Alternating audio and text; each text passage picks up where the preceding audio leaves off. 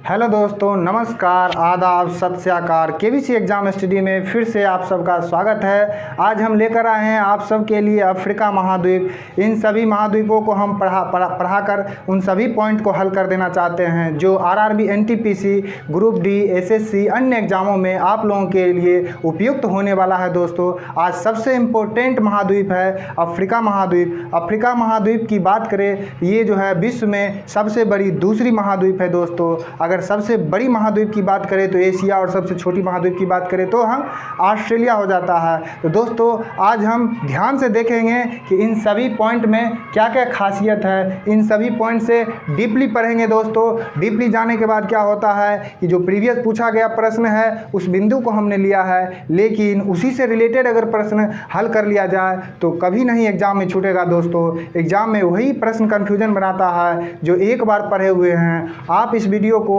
2 बार 3 बार या इसी वीडियो में आप रोक कर वीडियो आप देख सकते हैं। कई बार देखने से, थोड़ा ध्यान से देखने से कन्फ्यूजन नहीं रहता है। दोस्तों, तो कन्फ्यूजन को क्लियर कीजिए ताकि आपका एग्जाम निकल जाए। ठीक है दोस्तों, तो आज हम अफ्रीका महाद्वीप के बारे में बताएंगे। अगर आपने हमारे पिछले 4-5 वीडियो नहीं देखे हैं महाद्वीप से संबंधित, हमने पढ़ा चुके हैं ऑस्ट्रेलिया महाद्वीप, यूरोप महाद्वीप, अंटार्कटिका महाद्वीप, दक्षिणी अमेरिका महाद्वीप और उत्तरी अमेरिका महाद्वीप। ये सारे महाद्वीप पढ़ा चुके हैं। अगर आपने इन सभी महाद्वीप को नहीं देखे हैं तो प्लीज़ डिस्क्रिप्शन बॉक्स में जाकर लिंक दिया हुआ है, वहां से आप देख सकते हैं। ठीक है दोस्तों, आज हम चलते हैं अफ्रीका महाद्वीप। अफ्रीका महाद्वीप की अवस्थिति जानते हैं। उसके बाद अफ्रीका महाद्वीप में कौन कौन सी नदियाँ बहती है। नदियाँ काफ़ी इंपॉर्टेंट रखता है, हमने सभी वीडियो में ऐसा बता चुके हैं। माउंटेन काफ़ी इंपॉर्टेंट रखता है, क्योंकि माउंटेन सर्वोच्च शिखर जो होता है हर एक महाद्वीप का अलग अलग होता है और विश्व में सबसे ऊँचा माउंटेन शिखर अलग होता है। इस तरह से सबसे इम्पोर्टेंट होता है। सबसे ज़्यादा इंपॉर्टेंट नदियाँ, माउंटेन, जलप्रपात जो है अफ्रीका महाद्वीप में सबसे ज़्यादा है। और अफ्रीका महाद्वीप की उपनाम ज़्यादा ध्यान रखना पड़ेगा। अफ्रीका महाद्वीप में कौन सी नहरें हैं, सबसे बड़ी मायने हैं। अगर आपने नहीं देखा है, नहीं सुना है अफ्रीका महाद्वीप के सहारा मरुस्थल को, तो आज हम आप लोगों को सहारा मरुस्थल के बारे में बताएंगे। सहारा मरुस्थल क्या मायने रखता है एग्जाम हॉल के लिए।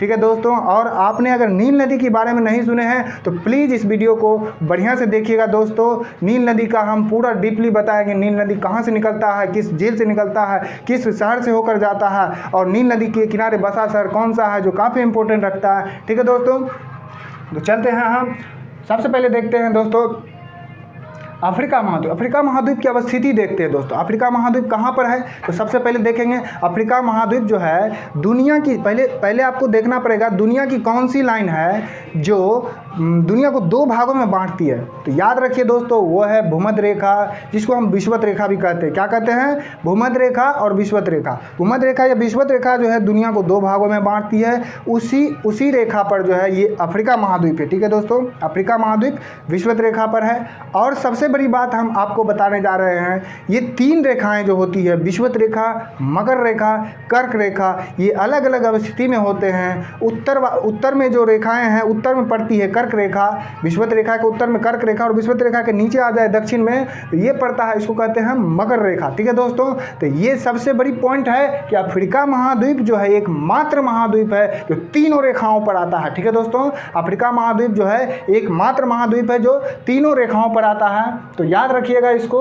अफ्रीका महाद्वीप की अवस्थिति देखिए तो 2/3 भाग जो है, यानी कि 2/3 पार्ट, SH का मतलब होता है कि साउथर्न हेमीस्फीयर, और 2/3 पार्ट जो है साउथर्न हेमीस्फीयर में आता है, यानी विषुवत रेखा के नीचे वाला भाग है, और विषुवत रेखा के ऊपर वाले भाग यानी 1.3 पार्ट जो है नॉर्थर्न हेमीस्फीयर में आता है। नॉर्थर्न हेमीस्फीयर का मतलब उत्तरी गोलार्ध में आता है। ठीक है दोस्तों, पहला पॉइंट अगर देखें हम तो अफ्रीका महाद्वीप को हम अंध महाद्वीप कहते हैं, काला महाद्वीप कहते हैं। क्यों अफ्रीका महाद्वीप को अंध महाद्वीप क्यों कहते हैं दोस्तों, इसको भी आप जानते चलिए। क्योंकि वहाँ पर सामाजिक, आर्थिक, शैक्षणिक रूप से सभी लोग पिछड़े हुए हैं और वहाँ काफ़ी कमज़ोर वर्ग के लोग रहते हैं, इसलिए पिछड़े होने के चलते कारण जो है इसको अंध महाद्वीप कहते हैं दोस्तों। और इसको पठारों का महाद्वीप भी कहते हैं। और सबसे बड़ा इम्पोर्टेंट पॉइंट बनता है दोस्तों, मानव की उत्पत्ति अफ्रीका महाद्वीप से अनुभव किया जाता है। तो याद रखिएगा, मानव की उत्पत्ति किस महाद्वीप से हुई, तो अफ्रीका महाद्वीप से हुई है। अगला प्रश्न चलते हैं दोस्तों, एकमात्र अफ्रीका महाद्वीप से कर्क रेखा, मकर रेखा, भूमध्य रेखा गुजरती है। याद रखिएगा इसको। अगला पॉइंट देखते हैं, 3 नंबर है। 3 नंबर में पॉइंट है, प्रश्न है कांगो या जायरे नदी। कांगो नदी को ही हम जायरे नदी कहते हैं। याद रखिए दोस्तों, अफ्रीका महाद्वीप में कांगो नदी, नील नदी के बाद कांगो नदी की ही बारी आती है, जो काफ़ी इंपॉर्टेंट रहता है। ठीक है दोस्तों, तो कांगो या जायरे नदी विषुवत रेखा को 2 बार काटती है। कांगो या जायरे नदी विषुवत रेखा को 2 बार काटती है, ये पॉइंट ज़्यादा से ज़्यादा याद रखने वाला है। और लिम्पोपो नदी मकर रेखा को 2 बार काटती है। याद रखिएगा दोस्तों, लिम्पोपो नदी मकर रेखा को 2 बार काटती है। मकर रेखा कहाँ है, तो विषुवत रेखा से नीचे वाले रेखा मकर रेखा और ऊपर में कर्क रेखा। ठीक है दोस्तों, अगला पॉइंट देखते हैं, 4 नंबर पॉइंट है स्वेज नहर एवं लाल सागर। स्वेज नहर एवं लाल सागर क्या करता है दोस्तों, एशिया और अफ्रीका को अलग करता है। एशिया और अफ्रीका को जो बांटता है दोस्तों, एशिया और अफ्रीका को जो बांटता है वो है स्वेज नहर और लाल सागर। स्वेज नहर के बारे में भी देखेंगे दोस्तों, इसके डीपली रिलेटेड प्रश्नों से संबंधित बात करेंगे। और इसी में संबंधित देखें तो लिम्पोपो नदी जो है, लिम्पोपो नदी एक अन्य नाम से जाना जाता है, जो घड़ियाल नदी के नाम से जाना जाता है। ठीक है दोस्तों, लिम्पोपो नदी क्या कहते हैं, घड़ियाल नदी। इस पॉइंट को याद रखिएगा। उसके बाद है 5वां प्रश्न। 5वां प्रश्न है करीबा बांध। करीबा बांध बोले तो किस नदी पर है, तो जेम्बेजी नदी पर है। याद रखिएगा, ये काफ़ी इंपॉर्टेंट है, जेम्बेजी नदी। नील नदी के बाद कांगो नदी, कांगो नदी के बाद जेम्बेजी नदी। याद रखिएगा, जेम्बेजी नदी पर करीबा बांध है। उसके बाद इनगा बांध, इनगा बांध कांगो या जायरे नदी पर है। उसके बाद 6 नंबर प्रश्न है स्वेज नहर। अब स्वेज नहर के बारे में जानते हैं। स्वेज नहर की लंबाई क्या है, वो सबसे ज़्यादा इंपॉर्टेंट रखता है, क्योंकि ये पूछा गया प्रश्न है प्रीवियस ईयर में। ये 168 किलोमीटर लंबी स्वेज नहर है और इसकी लंबाई ही पूछता है। ठीक है दोस्तों, लंबाई पूछेगा तो 168 किलोमीटर, 168 किलोमीटर स्वेज नहर की लंबाई। ठीक है दोस्तों, लाल सागर एवं भूमध्य सागर को क्या करता है, ये जोड़ता है। स्वेज नहर क्या करता है, लाल सागर और नीचे भूमध्य सागर, इन दोनों को जोड़ने का काम करता है स्वेज नहर। उसके बाद ये अफ्रीका और एशिया को जोड़ता है, हमने ऊपर भी बता चुके हैं। ठीक है दोस्तों, उसके बाद चलते हैं अगले प्रश्न पर। अगले प्रश्न में है 7 नंबर में नील नदी। नील नदी के बारे में सबसे ज़्यादा ध्यान से देखिएगा दोस्तों, क्योंकि काफ़ी इंपॉर्टेंट होने वाला है नील नदी से संबंधित प्रश्न। नील नदी से संबंधित प्रश्न इसलिए इंपॉर्टेंट होने वाला है क्योंकि दुनिया में नील नदी जो है सबसे लंबी नदी के नाम से जाना जाता है। दुनिया में सबसे लंबी नदी बोले तो नील नदी, और इसकी लंबाई देखें तो 6690 किलोमीटर है। कितना है, 6690 किलोमीटर नील नदी की लंबाई होता है। नील नदी की लंबाई तो डीपली पूछा जा सकता है, अगर डीपली में जाए, मेंस में जाए तो ये पूछा जा सकता है कितनी लंबाई है, 6690 किलोमीटर। लेकिन सबसे ज़्यादा इजी प्रश्न है जो कि मिस्र का वरदान के नाम से जाना जाता है। मिस्र का वरदान बोले तो नील नदी। ठीक है दोस्तों, उसके बाद आसवान बांध, काफ़ी इंपॉर्टेंट प्रश्न है। आसवान बांध किस नदी पर है, पूछा जाता है नील नदी पर है। कहाँ पर है, नील नदी पर आसवान बांध है। अगले पॉइंट में हम कई बांध के बारे में बताएंगे दोस्तों। और इम्पोर्टेंट प्रश्न है कि नील नदी कहाँ बहकर जाती है, तो नील नदी जो है, नील नदी का मुहाना भूमध्य सागर है। इससे पहले हम आप सबको इसका क्या उद्गम है, कहाँ से उद्गम है, किस झील से निकलती है, ये सारे पॉइंट अभी तुरंत हम आप लोगों को बताने वाले हैं। सबसे पहले हम बताएंगे कि नील नदी किस नदी के जुड़ने से बनता है। तो याद रखिएगा, नील नदी 2 नदियों के मिलन से बनता है। तो वो नदी का नाम है श्वेत नील और नीली नील। ठीक है दोस्तों, श्वेत नील और नीली नदी, श्वेत नदी और नीली नदी, इन दोनों नदियों के संगम के बाद से नील नदी नाम पड़ता है। ठीक है दोस्तों, तो उसके बाद हम बताएंगे सबसे पहले कि तंजानिया में एक विक्टोरिया झील है। आप जानते होंगे विक्टोरिया झील के बारे में, कई बार आप पढ़ चुके होंगे, इसलिए ध्यान रखिएगा कि विक्टोरिया झील कहाँ है, तो तंजानिया में है। तंजानिया अफ्रीकन देश है और तंजानिया से विक्टोरिया झील से निकलता है कौन सा नदी, तो श्वेत नदी निकलता है। ध्यान दीजिएगा दोस्तों, कौन सी नदी, विक्टोरिया झील से श्वेत नदी निकलता है और कुछ दूर बह कर जाता है। कहाँ तक जाता है बहकर, तो सूडान की राजधानी खार्तूम। ठीक है दोस्तों, याद रखिएगा, सूडान की राजधानी खार्तूम तक जाता है श्वेत नदी। उसके बाद नीली नील नदी अगर बोले तो इथियोपिया जो है, इथियोपिया में एक ताना झील है। ठीक है दोस्तों, इथियोपिया में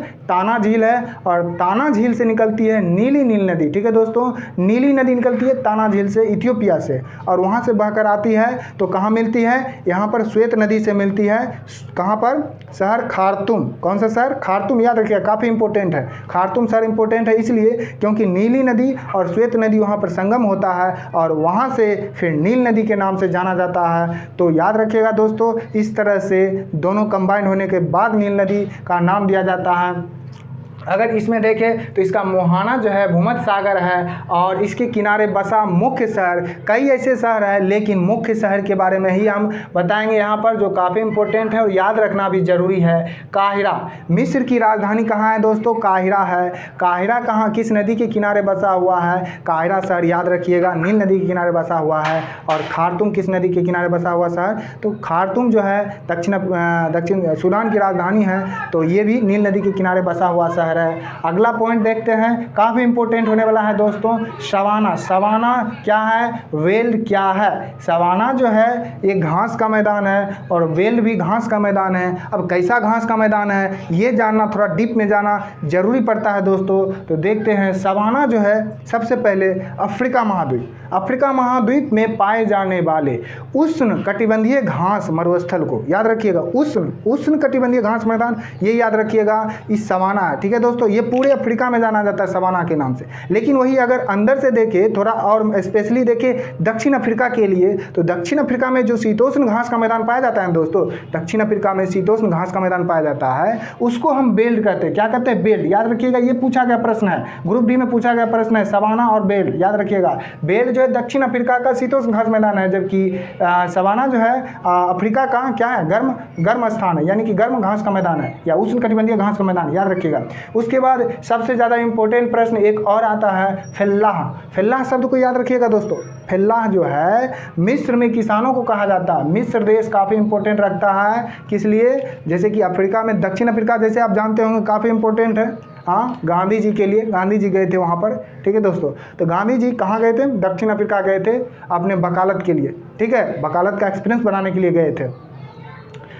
यहाँ पर हम बात करें मिस्र के किसान को क्या कहते हैं, फेल्लाह। क्या कहते हैं दोस्तों, फेल्लाह कहते हैं। उसके बाद पिरामिड और स्फिंक्स जाना जाता है मिस्र। आप जानते होंगे पिरामिड का देश कौन सा है, अगर आप पहले पढ़ चुके होंगे पिरामिड का देश मिस्र, तो उसी से रिलेटेड एक और प्रश्न बनता है, स्फिंक्स का देश कौन सा है, जैसे पिरामिड वैसे स्फिंक्स, याद रखिएगा मिस्र। क्या है, मिस्र है। ठीक है दोस्तों, उसके बाद अगले पॉइंट पर चलते हैं। 9 नंबर प्रश्न है जोहान्सबर्ग किस लिए जाना जाता है, तो विश्व प्रसिद्ध सोने की खान के लिए जोहान्सबर्ग जाना जाता है। जोहान्सबर्ग शहर जो है किस देश में है, तो दक्षिण अफ्रीका देश में है। अफ्रीकी देश है दक्षिण अफ्रीका, और दक्षिण अफ्रीका का एक प्रसिद्ध शहर जोहान्सबर्ग सोने की खान के लिए प्रसिद्ध है विश्व में। उसके बाद देखिए नाइजर नदी को अन्य नाम से जाना जाता है पाम का तेल नदी बोले तो नाइजर नदी। और नाइजर नदी कहाँ बहती है, तो नाइजर भी एक अफ्रीकी कंट्री है दोस्तों, वहीं पर है नाइजर नदी, और नाइजर नदी को पाम तेल का नदी कहते हैं। अगला प्रश्न देखते हैं, तेल तार का देश नाइजीरिया को कहते हैं दोस्तों। किसको कहते हैं, तेल तार का देश नाइजीरिया को कहते हैं, तेल तार का देश नाइजीरिया कहते हैं। उसके बाद हम देखते हैं दोस्तों मरुस्थल में एक आता है कालाहारी मरुस्थल। अब कालाहारी मरुस्थल के बारे में जानते हैं दोस्तों कि कालाहारी मरुस्थल क्या है। सबसे पहले कालाहारी मरुस्थल जो है अफ्रीकी देश बोत्सवाना में पड़ता है। कालाहारी मरुस्थल कहाँ पड़ता है दोस्तों, तो बोत्सवाना, याद रखिएगा, देश का नाम बोत्सवाना और अफ्रीकी मरुस्थल का नाम है कालाहारी। तो कालाहारी मरुस्थल कहाँ पड़ता है, बोत्सवाना में। अब कालाहारी मरुस्थल में एक पक्षी जो है जैसे कि शुतुरमुर्ग पक्षी सबसे ज़्यादा पाया जाता है कहाँ, कालाहारी मरुस्थल में, यानी मरुस्थल में पाए जाने वाले वो भी कालाहारी मरुस्थल में शुतुरमुर्ग, याद रखिएगा। उसके बाद है सेक्रेटरी पक्षी कई बार पूछा गया है कि किस महाद्वीप का है, याद रखिएगा अफ्रीका महाद्वीप का। अगर डीपली में जाए तो ये ज़्यादा से ज़्यादा मरुस्थल में ही पाए जाने वाला पक्षी है। उसके बाद घाना का पुराना नाम कौन सा है, तो घाना का पुराना नाम, ये जो है थोड़ा सा फेमस प्रश्न है जो कि नॉर्मली पूछा जाता है, छोटे छोटे एग्जामों में पूछा जाता है। घाना का पुराना नाम क्या है, तो गोल्ड कोस्ट। क्या है, गोल्ड कोस्ट है, घाना का पुराना नाम गोल्ड कोस्ट है। उसके बाद देखते हैं दोस्तों 11 नंबर प्रश्न है सहारा मरुस्थल जो है सहारा मरुस्थल के बारे में जानते हो। सबसे पहले पूछा जा सकता है कि सहारा मरुस्थल कहाँ है, किस महाद्वीप में पूछे तो आप ध्यान दीजिएगा अफ्रीका महाद्वीप में। लेकिन स्पेशली अगर पूछ दे किस भाग में पड़ता है दोस्तों, याद रखिएगा सहारा मरुस्थल जो है उत्तरी अफ्रीका में पड़ता है। कहाँ पड़ता है? उत्तरी अफ्रीका में पड़ता है। और सहारा मरुस्थल की खासियत क्या है कि बद्दू जनजाति सहारा मरुस्थल में निवास करती है। बद्दू जनजाति कहाँ निवास करती है? सहारा मरुस्थल में। याद रखिएगा सहारा मरुस्थल में कौन सी जनजाति। और जनजाति के बारे में याद क्यों रखना पड़ता है दोस्तों? क्योंकि जनजाति से प्रश्न भी पूछे जाते हैं। बद्दू जनजाति सहारा मरुस्थल में पाए जाते हैं। उसके बाद पंबा द्वीप, जंजीबार द्वीप, लौंग उत्पादन में अफ्रीका महादेश में लौंग उत्पादन में सर्वाधिक स्थान रखता है पंबा द्वीप और जंजीबार। ये दोनों द्वीप जो है लौंग उत्पादन के लिए काफ़ी इम्पोर्टेंट है। याद रखिएगा पंबा द्वीप काफ़ी इम्पोर्टेंट है। ठीक है दोस्तों, यहाँ पर 11 नंबर प्रश्न हो चुका है। यहाँ पर थोड़ा मिस्टेक हो गया दोस्तों। यहाँ पर जो होना चाहिए नंबरिंग में गलती हो गया है दोस्तों, यहाँ पर सुधार कर लेते हैं। यहाँ पर 11 नंबर ना होकर यहाँ पर 12 नंबर होना चाहिए, यहाँ 13 नंबर, यहाँ 14 नंबर और यहाँ 15 नंबर होना चाहिए दोस्तों। ठीक है दोस्तों, हमने 15 नंबर तक कर दिए हैं, यहाँ पर सुधार कर चुके हैं। 11 नंबर हमने देख चुके हैं सहारा मरुस्थल के बारे में। सहारा मरुस्थल जो है याद रखिएगा विश्व में सबसे बड़ी मरुस्थल है सहारा मरुस्थल। ठीक है दोस्तों, उसके बाद हम देखते हैं 12 नंबर प्रश्न। 12 नंबर प्रश्न जो है काफ़ी इम्पोर्टेंट होने वाला है दोस्तों। ये जनजाति से संबंधित है। ये जनजातियाँ कहाँ पाई जाती है? ठीक है दोस्तों, तो देखते हैं 12 नंबर जो है पिग्मी जनजाति कांगो बेसिन में पाया जाता है। ऐसा प्रश्न पूछा गया है कि पिग्मी जनजाति कहाँ पाया जाता है, तो कांगो बेसिन में। अगर कांगो बेसिन बोलते हैं तो याद रखिएगा दोस्तों कांगो नदी के किनारे बसे जनजाति, कांगो नदी के किनारे को हम बेसिन कहते हैं। ठीक है दोस्तों, तो कांगो नदी के किनारे बेसिन में जो जनजाति बसे हुए हैं उसको पिग्मी जनजाति कहते हैं। और बुशमैन जनजाति बोले तो कालाहारी मरुस्थल में पाए जाते हैं। यानी कि कालाहारी मरुस्थल में कौन सी जनजाति बसी हुई है? तो बुशमैन जनजाति, बुशमैन यानी कालाहारी मरुस्थल में। उसके बाद मसाई जनजाति भी काफ़ी इंपॉर्टेंट है जो केन्या में पाया जाता है। ये केन्या जो है अफ्रीकी देश है केन्या, और यहाँ मसाई जनजाति के लिए फेमस है। उसके बाद देखते हैं स्टैनली जलप्रपात। ये जलप्रपात का पॉइंट जो है काफ़ी इंपॉर्टेंट है।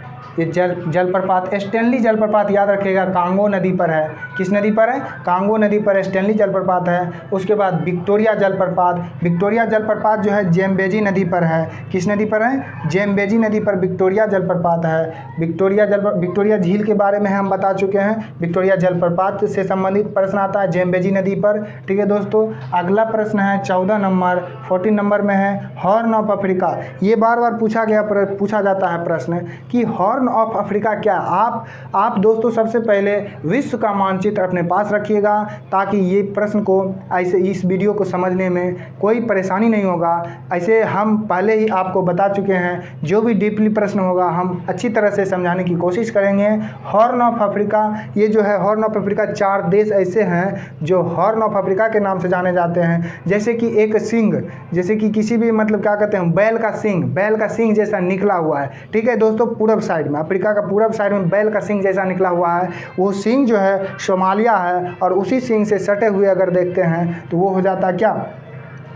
अन्य देश हो जाता है। जैसे कि जिबूती पूरब में हो गया, उसके बाद पूरब में सोमालिया हो गया, उसके बगल में इथोपिया हो गया और इरिट्रिया हो गया। इन चारों देश को याद रखिएगा। सबसे ज़्यादा इसमें पूछा जाता है इथियोपिया। ठीक है दोस्तों, तो पूछेगा आपको चारों दे देगा ऑप्शन में, और पूछेगा कि इनमें से कौन सा जो है हॉर्न ऑफ अफ्रीकन देश है, और एक ऑप्शन दे देगा आपको कि ये सभी। ठीक है दोस्तों, तो याद रखिएगा ये सभी मार सकते हैं तभी जब आप लोग इसको बढ़िया से देखिएगा। जिबूती, सोमालिया, इथियोपिया, इरिट्रिया चारों देश हॉर्न ऑफ अफ्रीकन देश है। ठीक है दोस्तों, अगर इनमें से एक दे देता है और अन्य 3 देश दे देता है तो याद रखिएगा इन चारों को अगर याद है तभी आप टिक कर सकते हैं। उसके बाद देखते हैं दोस्तों स्पार्टो घास का मैदान जो है पाया जाता है अफ्रीका महाद्वीप में। ठीक है दोस्तों, अफ्रीका महाद्वीप में स्पार्टो घास क्यों उपजाया जाता है? क्योंकि स्पार्टो घास से होता है कागज़ का निर्माण।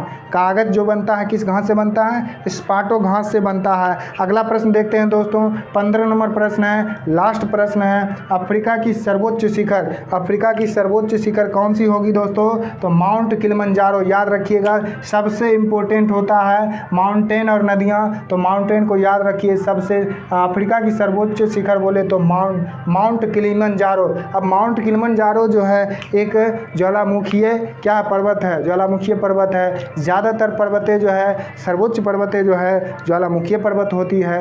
याद रखिएगा कौन सी पर्वत ज्वालामुखीय है और कौन सी पर्वत ज्वालामुखीय नहीं है। इन सभी प्रश्नों को ध्यान से पढ़िएगा, तब जा कर के कन्फ्यूजन नहीं रहेगा और तब जाके आपका एग्ज़ाम सक्सेसफुल होगा। ठीक है दोस्तों, आज यहीं तक। अगले वीडियो हम लाएंगे एशिया महाद्वीप के बारे में।